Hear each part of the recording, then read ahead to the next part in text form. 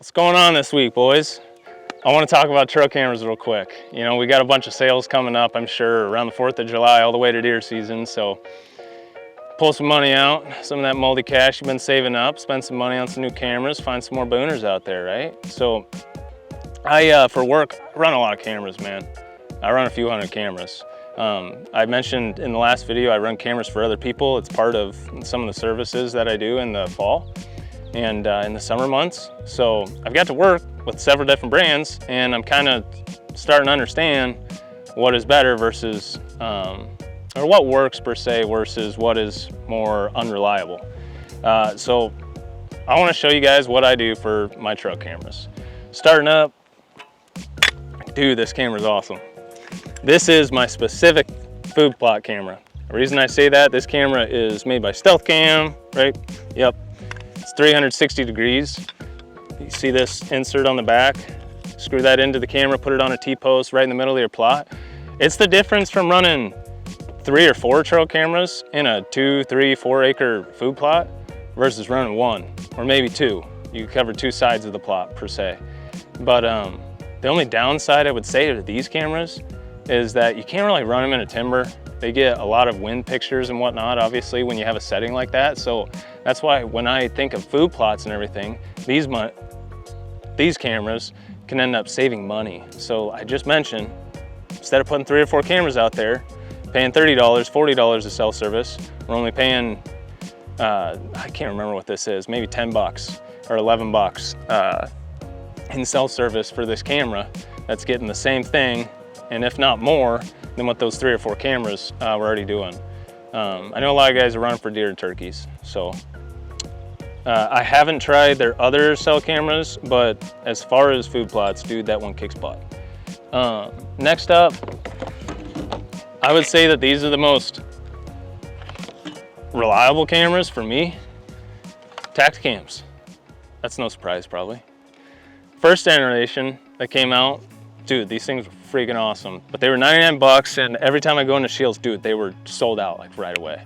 These are by far, hands down, the most reliable camera. The app's really good, picture quality is great. You can HD photos, so like if there's a buck or something in the distance and it's not super clear, it is really nice to get the HDs. Some of the cameras you don't necessarily have to use HD. The picture quality that comes through the app is actually pretty darn good. But Tact Cams, it's worth HDing. I like to run solars on them. I don't think you can run a solar on these ones. Let me check real quick. Yeah, maybe you can. Shoot, I'll have to try that out, dude. So they make solars for them. That's the only thing about these. The newer generations, they run out of battery faster. Their quality is a lot better. But these older cameras, dude, the battery quality was insane. I used to run these for almost a year, get a full year's battery supply off of 1 camera location. The next camera that I'm using pretty heavy on my cell cam list are these not non-cell. They're cell cameras, but they're made by Cuddyback. They're called Tact cameras. I got a bunch of black and white ones for free from Cuddyback when I was with Midwest Whitetail. And I bought a couple of the color ones. Dude, the picture quality is hands down one of the best that I've seen from like a cell cam. That just comes to the app. I don't think you can HD the photos on Cuddyback.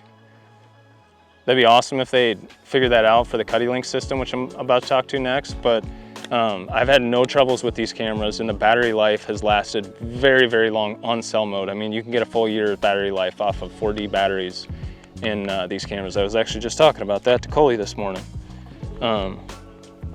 But under the Cuddy Link 2, they have a Cuddy Link, under Cuddyback, they have a Cuddy Link system. If you guys haven't heard of these, you should probably get yourself aware of it anyways. So say you have a spot that you're not getting any cell service on any camera. Well, you can go and put one of these cameras. This is a Cuddy Link camera. This is a G series camera actually. And then this is their new, I want to say L series. This is brand new last year, the year before. You would put one of these cameras out there, or you can put a chain of them, multiple of the cameras.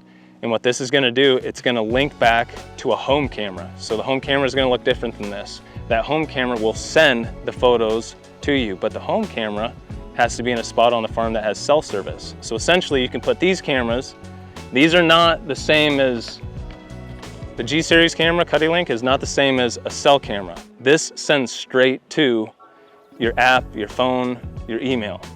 This takes the photo and it sends it back to the home camera. So you can put those cameras in hard to reach spots that don't have cell service and whatnot. If you're gonna do that, highly advise running I'm all mixed up right now. Highly advise running the solars. The solars are awesome. I've had several cameras make it past 2 years running a solar on it, and they save money for sure. Then the last camera, I haven't tried this myself. Dude, I've heard really good things about the Moultrie Edges. Surprisingly, I don't have any guys that use them. I went and picked one up here a couple weeks back just because I heard really good things about their video mode, and I want to do more video mode on cell cams. I have noticed, I guess that's one thing I should also add. Sorry, I'm a rambling guy. But you'll notice I do a lot of the strobe flashes on the Cuddybacks. I love that picture quality. It turns out so freaking awesome. You can actually tell what's in front of the camera versus like an infrared photo at night, especially with fog. But you can change those in and out with the Cuddyback, so you can order those if you don't have a strobe. That pretty much covers the cameras, man. And then lastly, I should hit on, dude, I run a lot of non-cell cameras, like a lot. So I don't want to name drop, but a certain someone, I was sitting with them in a blind, and it was late season. It was the first year filming for Midwest Whitetail, and we were just talking about trail cameras and deer and stuff, and he's like, well, how many cameras do you run, dude? I look around, I'm like, oh, I got 20 cameras, man. 10 non-cells and 10 cell cameras. Dude, I've been working up for so long to get to that point, and he goes, man, you have that many cameras and that many farms? Like, dude, you don't have enough cameras. I'm like, what? What do you mean I don't have enough cameras, dude? And he goes, dude, I'm running like 50 to 100 cameras. Like, holy smokes, dude.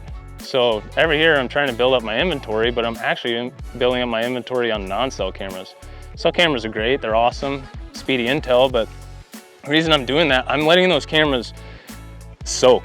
I mean, some cameras I'll put out, like I put a bunch of cameras out May 1st this year.